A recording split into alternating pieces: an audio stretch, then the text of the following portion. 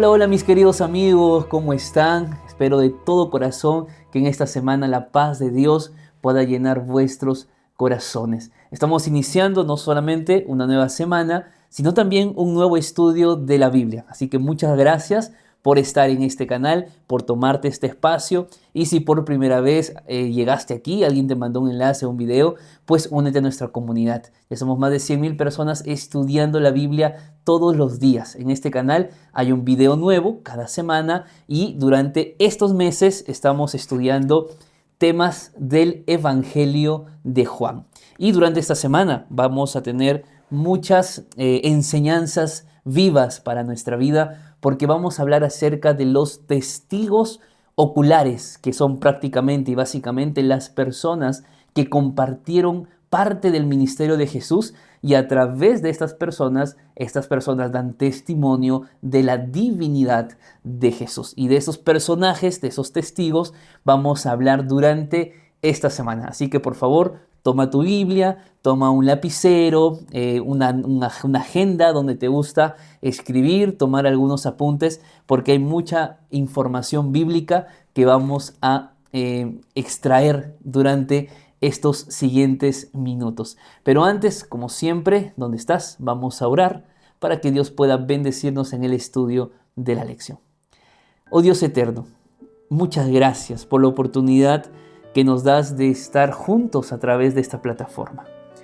Que esta plataforma, Señor, sea un púlpito a partir de este momento y tu Santo Espíritu sea el encargado de colocar tus palabras en nuestros corazones.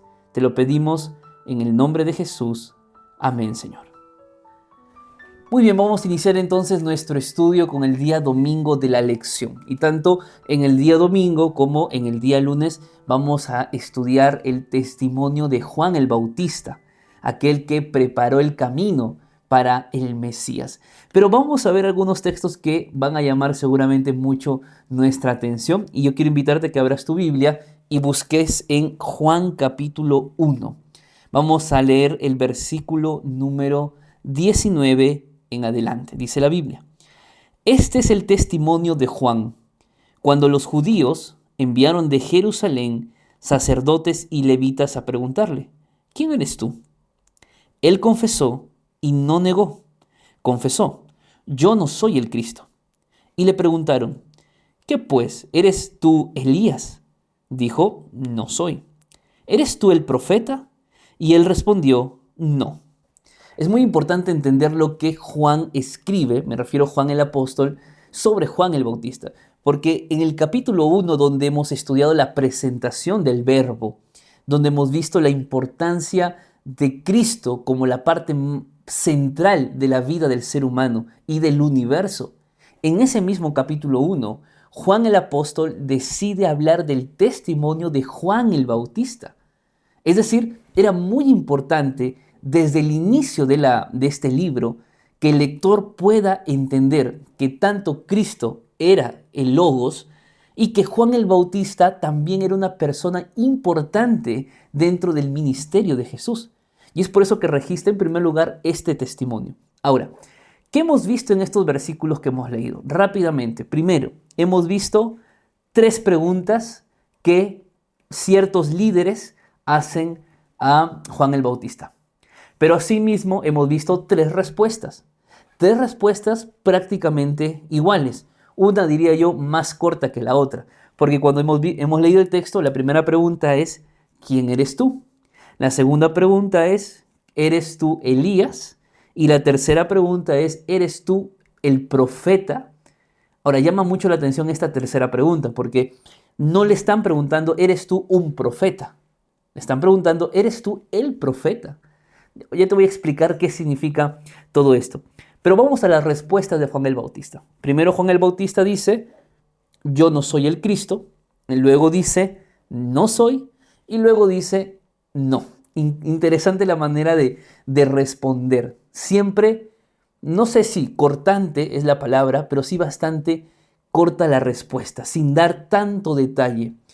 Esto se debe a que las personas que estaban preguntando, que eran prácticamente gente enviada de Jerusalén, hablamos de ciertos líderes, Estos líderes estaban muy preocupados por lo que Juan el Bautista ya venía haciendo en el desierto, porque existía cierto temor de parte de la multitud si Juan el Bautista se iba a convertir en el Mesías que tanto el pueblo estaba esperando.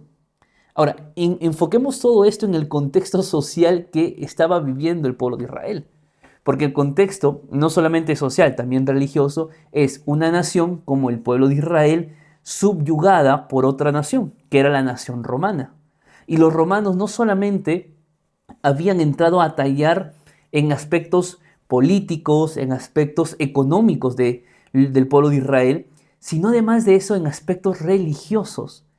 Quiere decir que a pesar de que de cierta manera dejaba que el pueblo de Israel maneje su propia adoración a Dios, iban introduciendo algunos elementos que claramente podía hacer que el pueblo se sublevara contra Roma.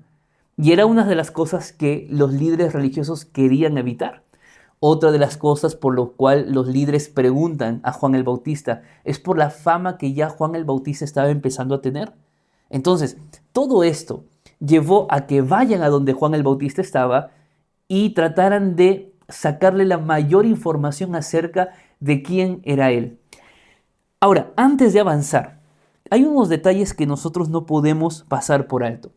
Y tiene que ver con que para el primer siglo, estamos hablando la época de Jesús, ya para el primer siglo, muchos judíos, no todos, muchos judíos, esperaban por lo menos tres figuras mesiánicas. Estas tres figuras son justamente las figuras que estas personas preguntaron a Juan el Bautista. Es decir, la primera figura que esperaban los o muchos de los judíos era al Mesías.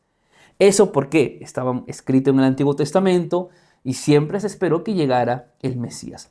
Solamente que cuando hablamos del Mesías, no todos tenían la misma óptica, no todos tenían el mismo concepto. De hecho, existía un grupo de líderes judíos que pensaban en el Mesías, un ungido de la línea de David como rey y otro ungido en la línea sacerdotal como en el caso de Aarón. O sea, no todos los judíos tenían el mismo concepto. Así como, vamos a ponerlo de esta manera, en el mundo cristiano existen diferentes denominaciones e incluso dentro de las mismas denominaciones existen diferentes puntos de vista, pues en la religión judía pasaba exactamente lo mismo. Entonces, una de las figuras mesiánicas que estaba esperando el pueblo de Israel era justamente al Mesías. Pero existía otra figura mesiánica, que era justamente Elías. Es decir, ellos pensaban que Elías iba a volver para predicar acerca del Cordero que un día iba a venir. Y la tercera figura es justamente la del profeta, porque la tercera pregunta que hacen para Juan el Bautista es, ¿eres tú el profeta? Ahora, esta expresión, el profeta, viene justamente de Deuteronomio capítulo 18, versículo 15, donde Moisés habla acerca de un profeta que vendría para liberar a su pueblo.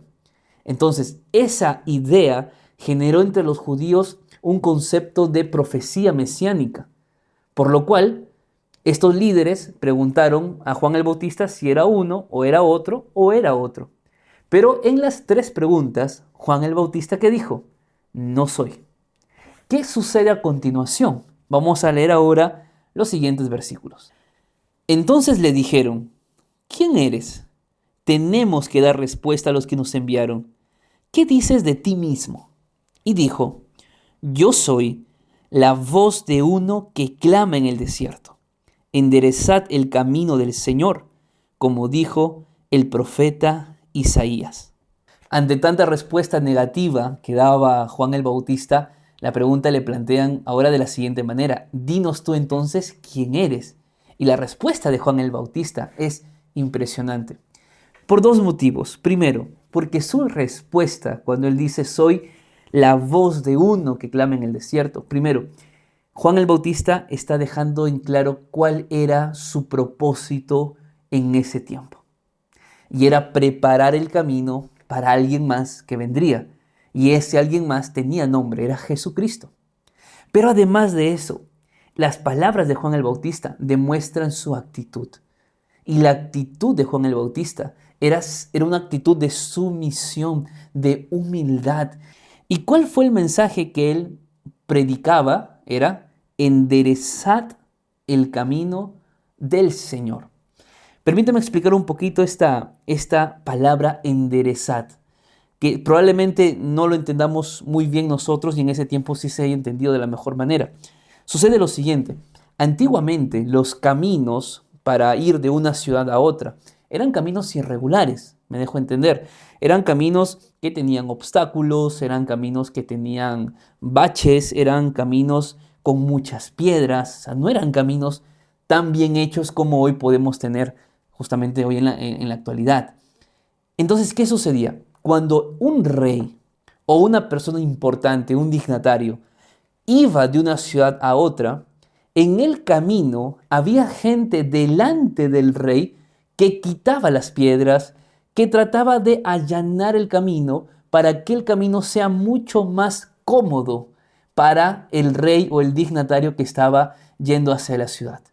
A eso se le conocía como enderezar. A ese se le conocía como preparar el camino. Pero en este caso, lo que Juan el Bautista está diciendo es algo muy grande.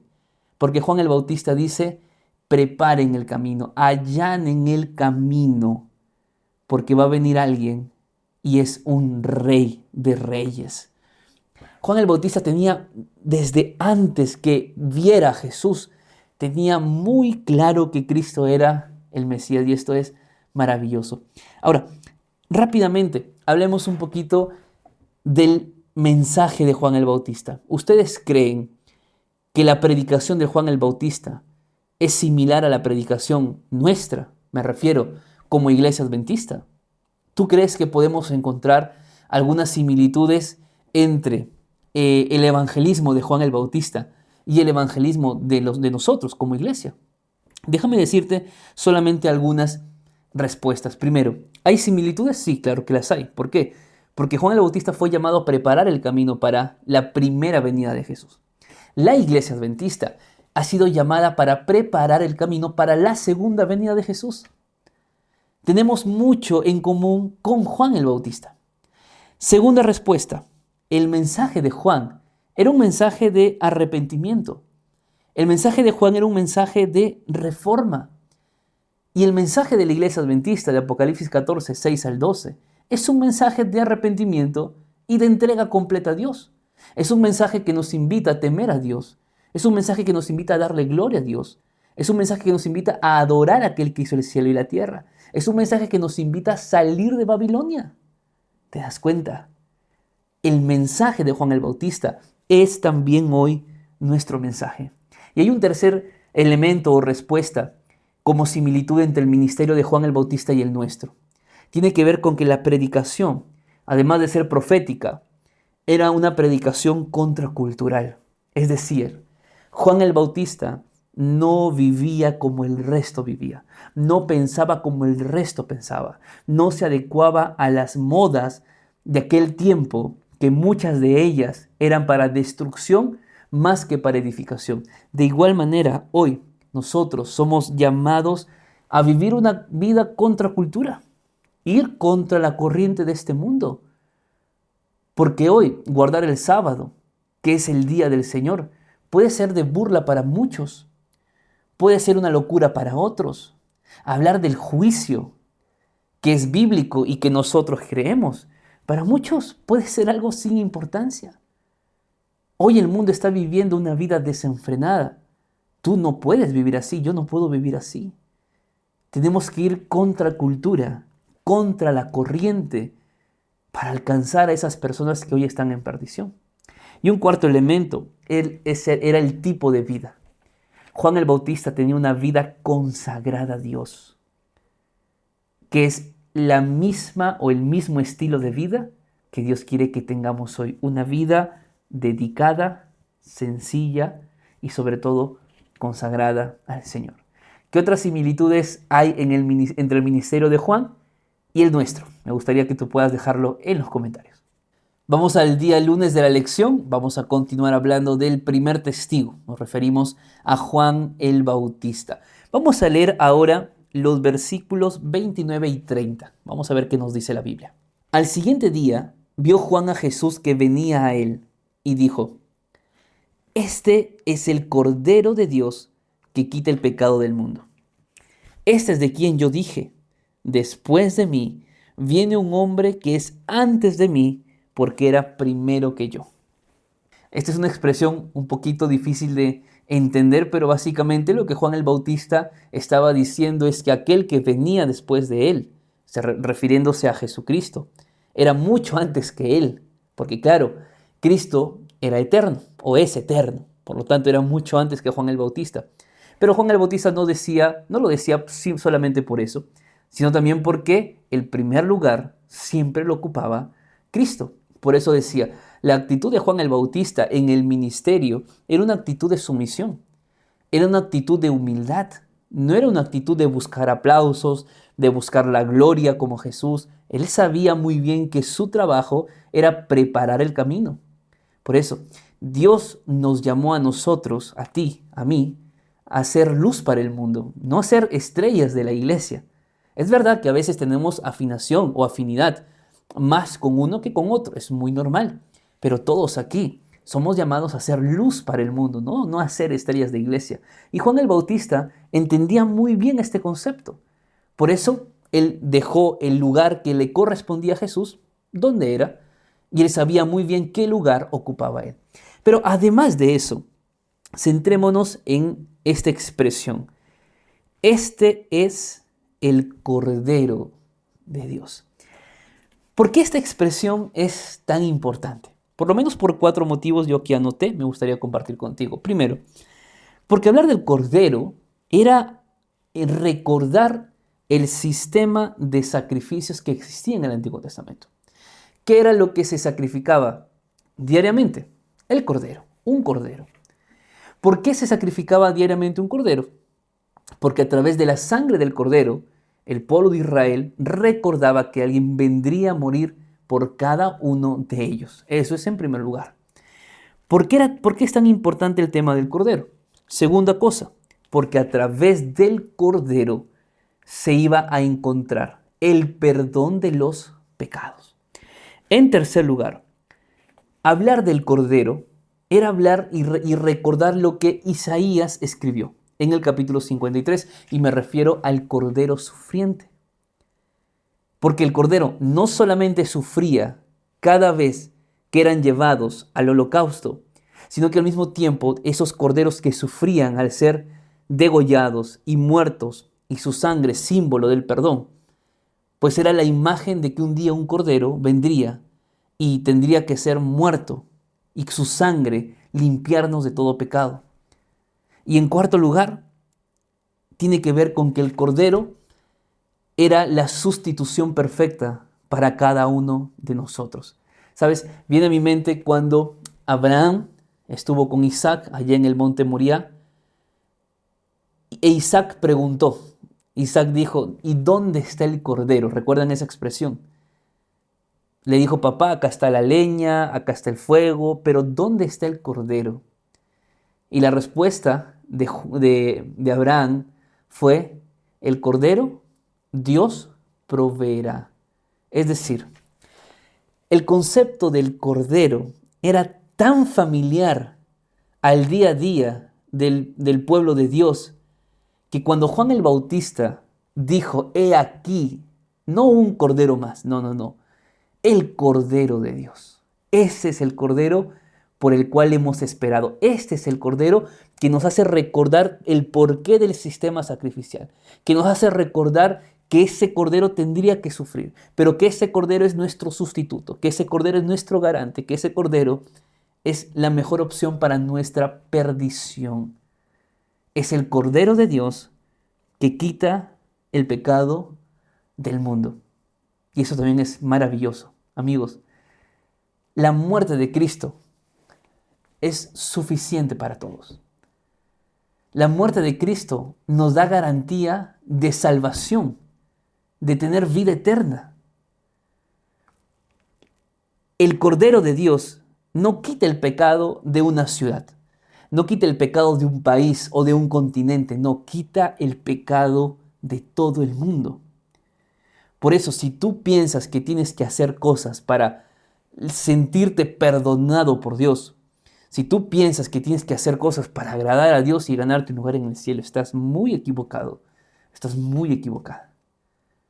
Porque todo lo que somos, tenemos y llegaremos a ser es por la gracia de Dios, por el regalo maravilloso de su Hijo Jesús, que fue el Cordero para nosotros, nuestro sustituto, para que a través de Él nosotros podamos tener vida eterna. ¿No te parece esto maravilloso? Muy bien, vamos al día martes de la lección. Vamos a pasar aquí a otros testigos. Dejamos por un lado a Juan el Bautista y ahora vamos a referirnos a los discípulos de Juan el Bautista. ¿Quiénes eran estos discípulos? Pues vamos a conocerlos. Vamos a leer los versículos 35 y 36. Dice la Biblia: Al siguiente día, otra vez Juan, y con él 2 de sus discípulos, y mirando a Jesús, que andaba por allí, dijo: Este es el Cordero de Dios. Nuevamente, ratificamos aquí el ministerio de Juan el Bautista, preparar el camino. Es interesante, porque Juan el Bautista tenía sus discípulos, y cualquiera hubiera sentido un poco de celos, de envidia, tratar de no mencionar mucho al otro maestro, para que sus discípulos no vayan tras él. Pero no, Juan el Bautista conocía su lugar, conocía cuál era su misión, y él dijo abiertamente: ahora este es el Cordero de Dios. Ya no solamente lo dijo a las multitudes, ahora lo hace, y Juan testifica frente a sus discípulos, y algo ocurre con estos 2 discípulos, porque el texto siguiente, el versículo número 37, dice que los discípulos lo oyeron hablar y siguieron a Jesús. Ojo con esto. Primero, ¿quiénes eran estos 2 discípulos?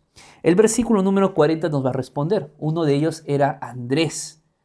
El otro, en la Biblia no lo menciona, o el autor no lo menciona por una simple razón, porque el otro discípulo era el autor del libro, es decir, el otro discípulo era Juan.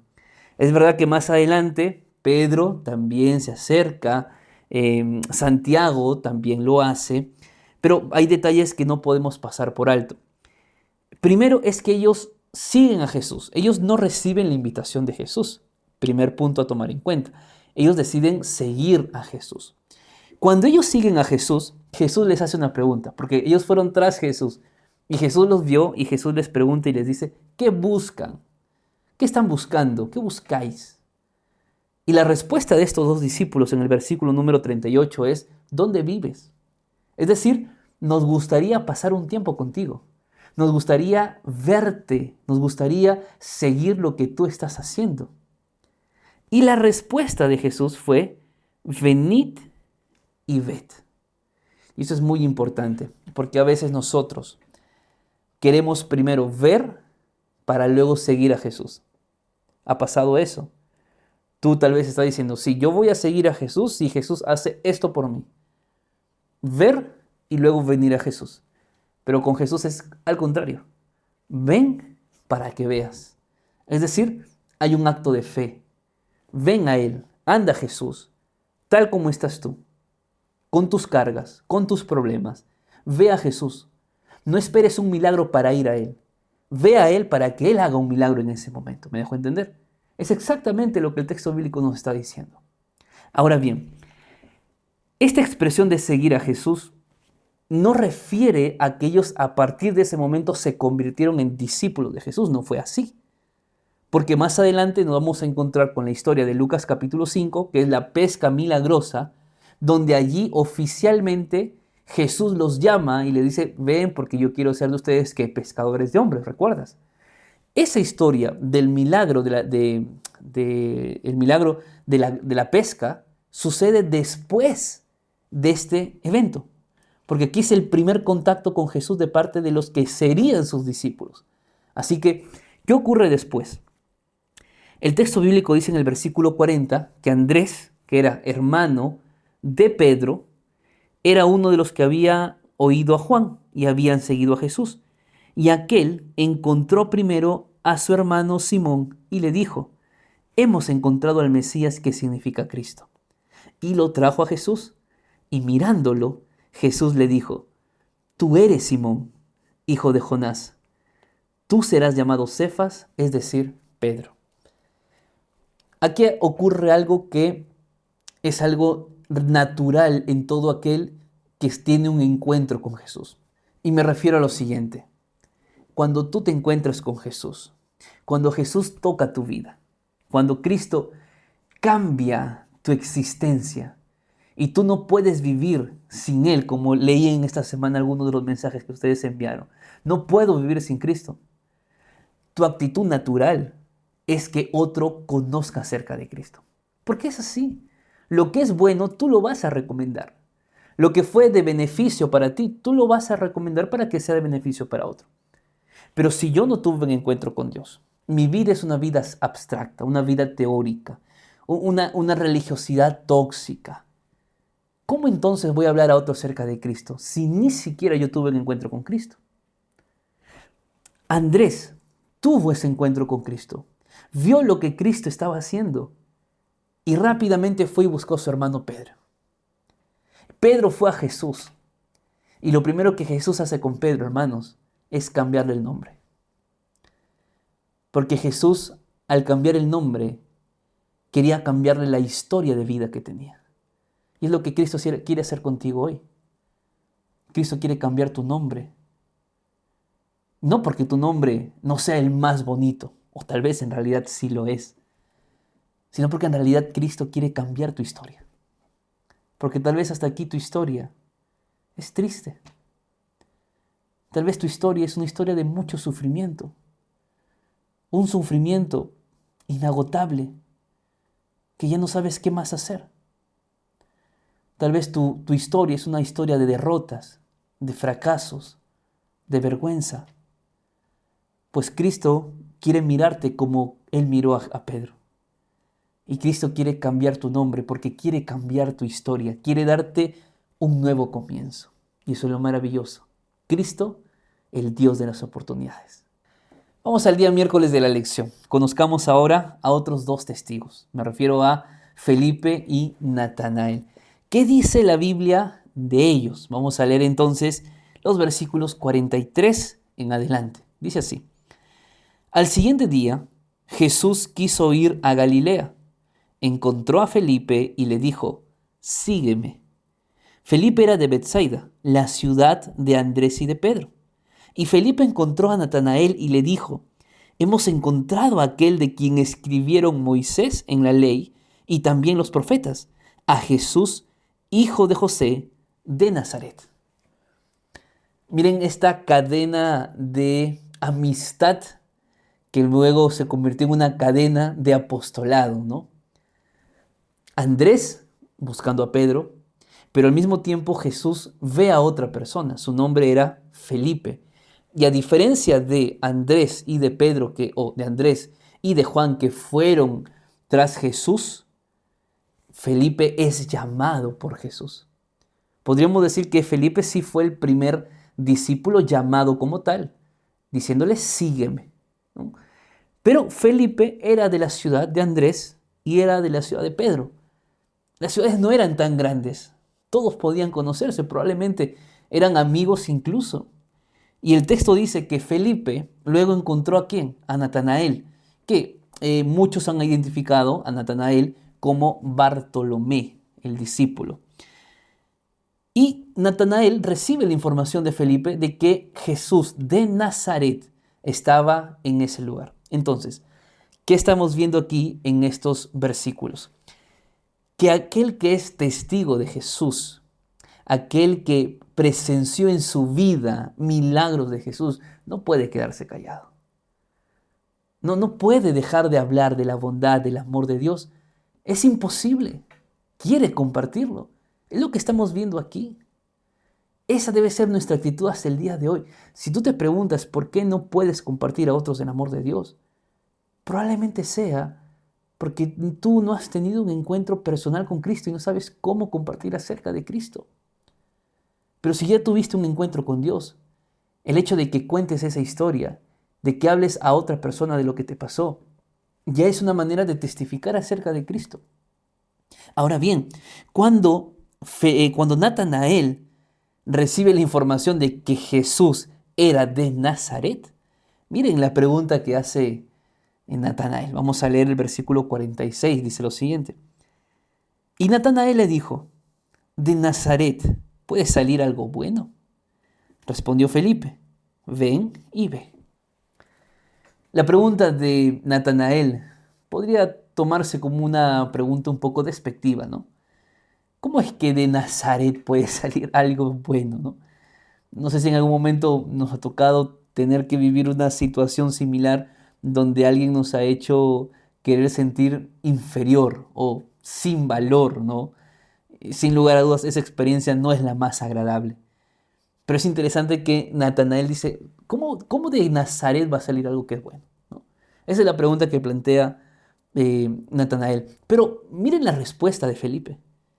Porque la respuesta de Felipe, sin lugar a dudas, es la respuesta que hoy podemos dar para todo aquel que está dudando de Dios.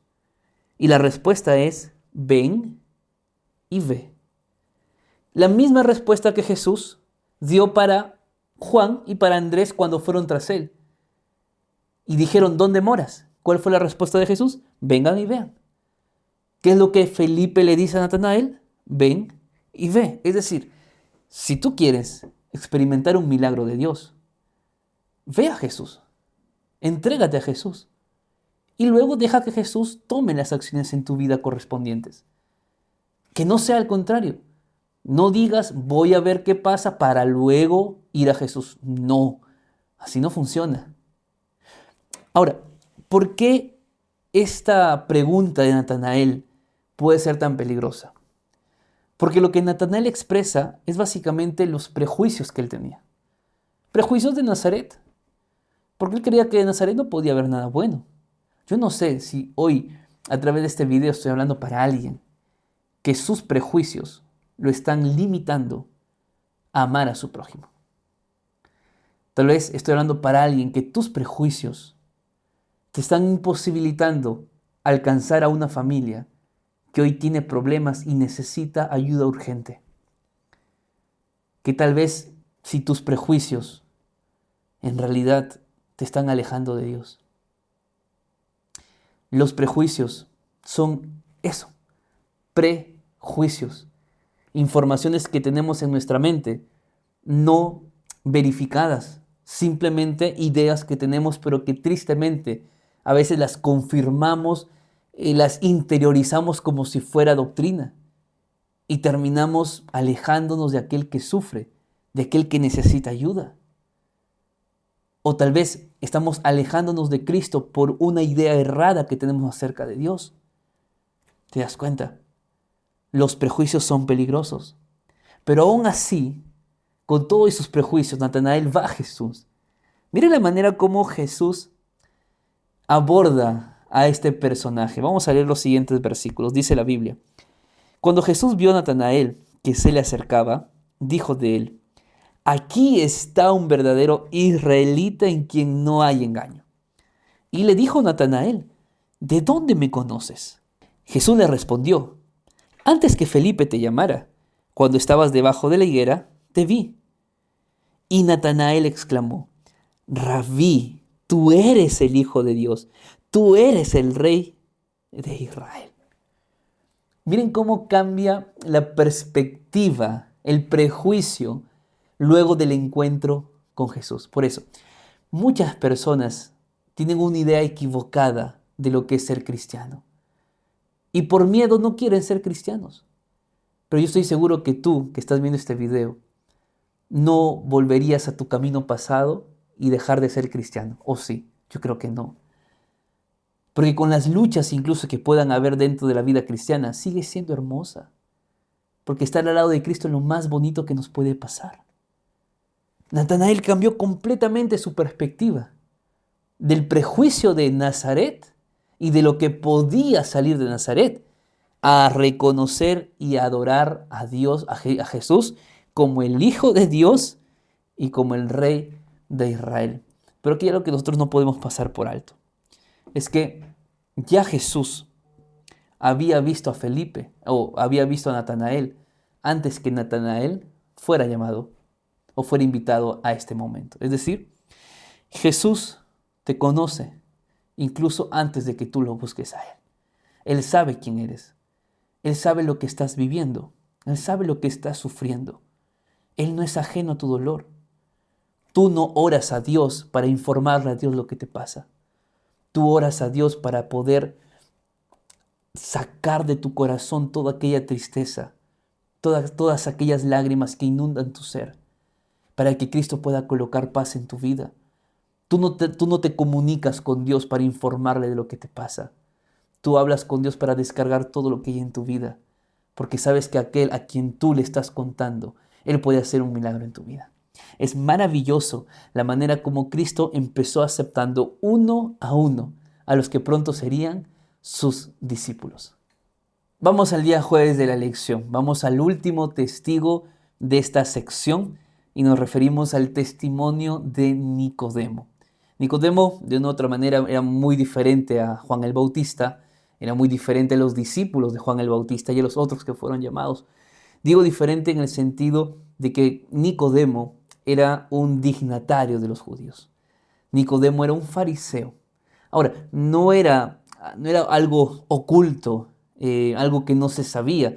Muchos fariseos seguían de cerca el ministerio de Jesús. Algunos para criticarlo, para juzgarlo, para colocar trampa, pero otros porque realmente veían en Jesús a alguien que era muy diferente. Y uno de esos era justamente Nicodemo. La historia de Nicodemo está en Juan capítulo 3. Por el tiempo no vamos a leer toda esta historia, pero sí yo tengo un sermón en este canal de Nicodemo, ahí vas a verlo con más detalles, pero vamos a resaltar algunos detalles de esta historia y por qué el testimonio de él llega a ser tan importante para nosotros. Vamos a leer el versículo número 1 y 2. La Biblia dice así: había un hombre de los fariseos que se llamaba Nicodemo, dignatario de los judíos.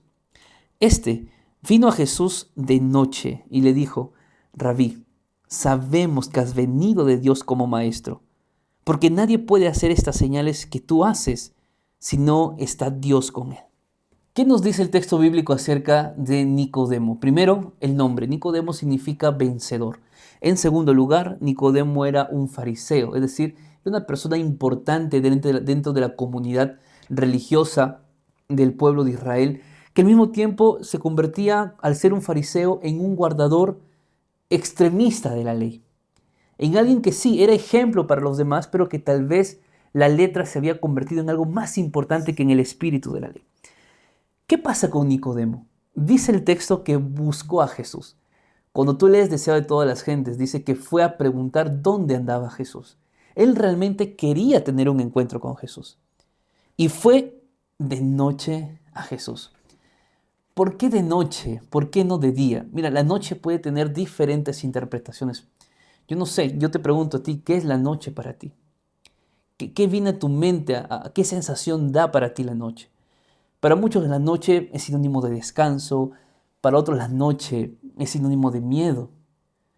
No caminan por calles oscuras por temor a que puedan ser asaltados, asesinados incluso hoy en día, tristemente.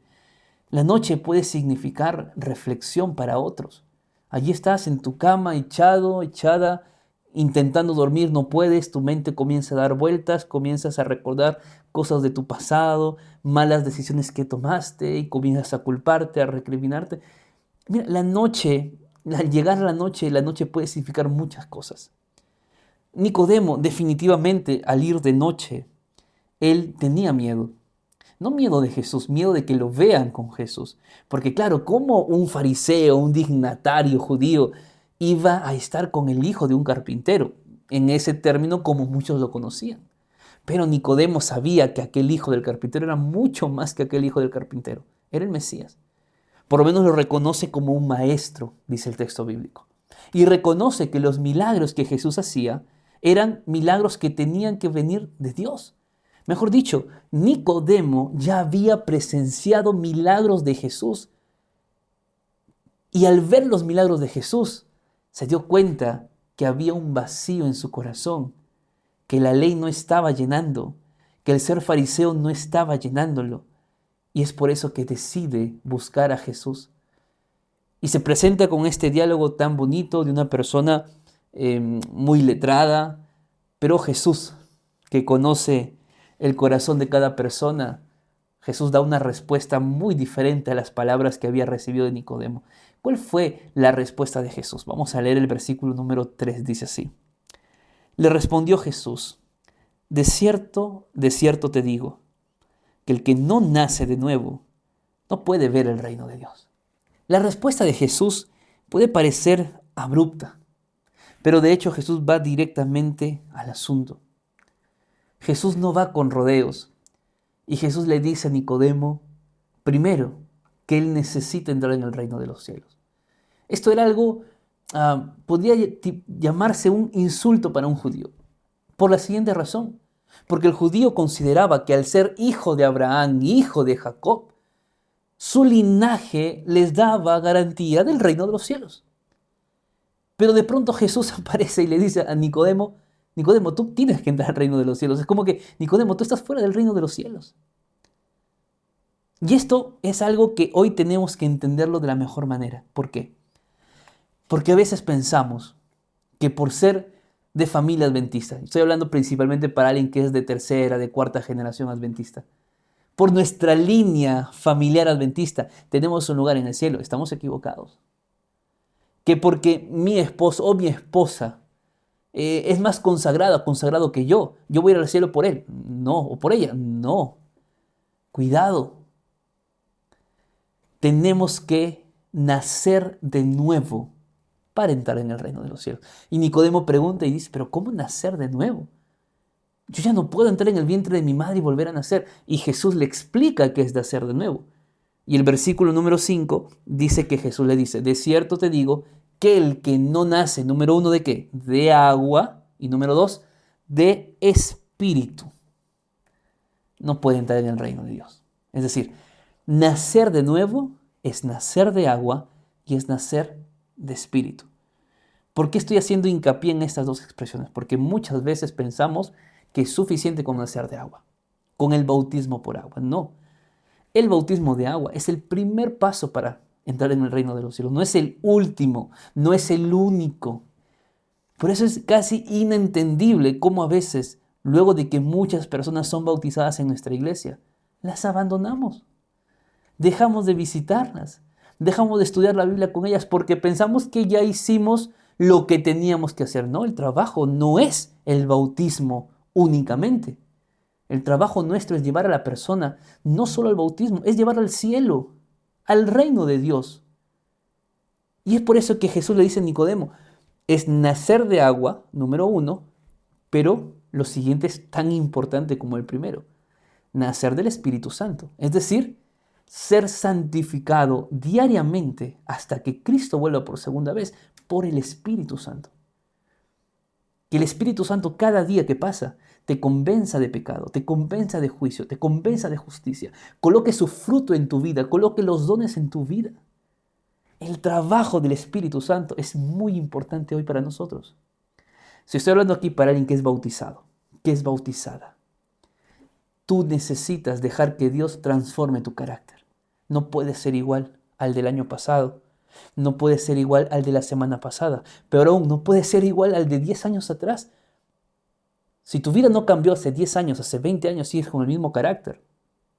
Sigues lidiando con los mismos problemas de carácter, con los mismos pecados. Hay un problema allí. Y el problema no es el Espíritu Santo, el problema eres tú, el problema soy yo. Necesitamos, además de nacer de agua, rendirnos a la obra del Espíritu Santo. ¿Sabes? Fue tan impresionante esta conversación. Y yo leí hasta aquí solo hasta el versículo número 5, pero esto va hasta el versículo número 21. Y mucho de esto hemos hablado la semana pasada acerca de la luz y de la oscuridad. Pero es tan importante esto que en esta conversación Jesús reveló a Nicodemo la muerte que él, es decir, Jesús, iba a experimentar. Vamos a leer el versículo número 14 y 15. Dice así.